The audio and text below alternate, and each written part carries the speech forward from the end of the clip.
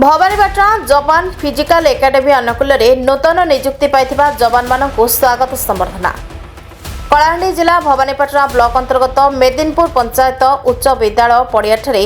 जवान physical academy रे कृतकार्य 58 जन जवान मानकु संबर्धना पर्व अनुष्ठित हो जायछि।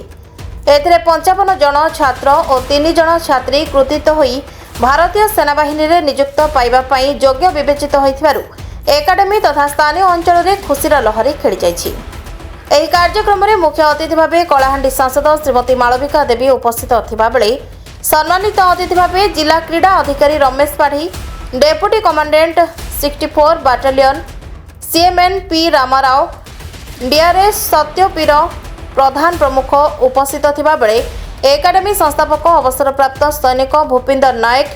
एक्स आर्मी सुशांत पात्र एहाकू परिचालना करथिबा बेले अन्यमानक मध्य विद्यालयर प्रधान शिक्षक सुशील कुमार विश्वाल, विक्रम विश्वाल,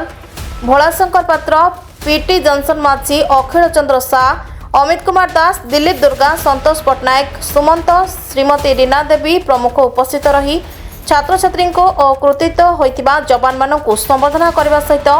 देश मातृकार सेवा करबा पई आशीर्वाद प्रदान करथिले। सर्वदा मने रखियो ए संग्राम मानकर मोर प्राण ए भड़िया ए पवित्र माटीर ए संग्राम भारतर अतुलनीय अवदान अच्छे। आज युवपीढ़ी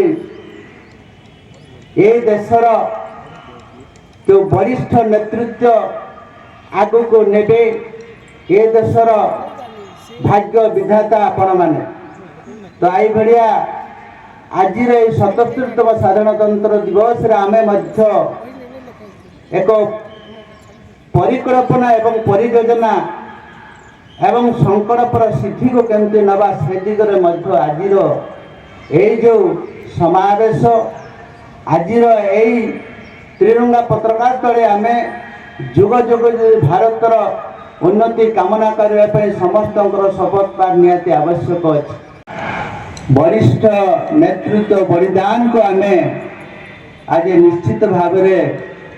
जो महान त्रिरंगा पताका तले आमे निश्चित भाव मन पकेवा एवं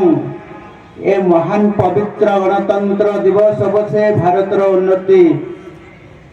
कामना करुछि। आज जो आमे ए सुंदर देश जो सुंदर गणतंत्र जो ए देश समग्र विश्वगुरु होगापी जाऊे निश्चित भाव ये देश को जो महान पुरुष मानकर तांकर अपचेष्टा तांकर अप्राण उद्यम आज एठिके आमे आसीछे निश्चित भाव आज युवपीढ़ी ए त्रिरंगा पताका तले ए देशर शासन ए देशर स्वच्छता को आग को ना पाई निश्चित भाव आमे आहरी परिकल्पना एवं केमती सिद्धि हे से दिगरे मध्य आज शपथ पाठ करने समय आछि। कलाहांडी जिला प्रतिनिधि पृथ्वीराज नियाल को रिपोर्ट प्रतीक्षा न्यूज।